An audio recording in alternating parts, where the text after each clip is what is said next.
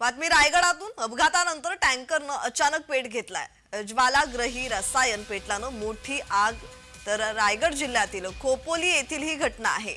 रायगड जिल्ह्यातील खोपोली येथे टँकरनं अपघातानंतर अचानक पेट घेतला। यातच टँकरमधील ज्वालाग्रही रसायन पेटत सर्वत्र पसरल्यानं परिसरात आग लागली आणि या आगीत पार्किंग केलेली एक कार जळून खाक झाली आहे। तर पेटत्या टँकरमधून वाहणारं रसायन पेटत पसरत असल्यानं परिसरात आता भीतीचं वातावरण निर्माण झालंय। बचाव पथक अग्निशमन दल घटनास्थळी पोहोचलंय।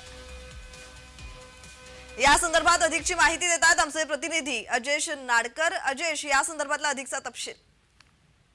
प्रज्ञा, खोपोली शिळफाटा या ठिकाणावरून टँकर जो आहे तो ज्वालाग्रही रसायन घेऊन जात असताना अचानक पेट घेतला आणि या पेट घेतल्याने तो पूर्णपणे जळून खाक झालाय। मात्र घेऊन जाणारा जो ज्वालाग्रही रसायन होता तो रस्त्यावर आल्याने त्याला देखील आग लागलेली आहे आणि परिसरात पूर्ण आगीचं वातावरण आहे। पार्किंग केलेली एक कार देखील या आगीच्या भक्ष्यस्थानी झालेली आहे। त्यामुळे परिसरात प्रचंड भीतीचं वातावरण आहे।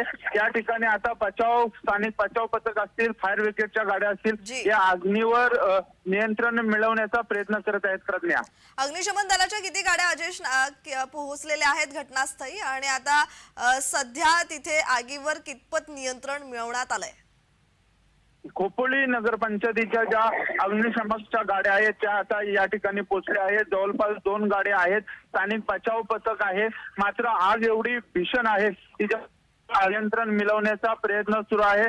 जवळपास एक दीड तासावरून आगीवर नियंत्रण मिळवण्याचा प्रयत्न बचाव पथक करत आहे। प्रज्ञा, जी जी जी, धन्यवाद अजयेश तुम्ही दिलेल्या माहितीसाठी।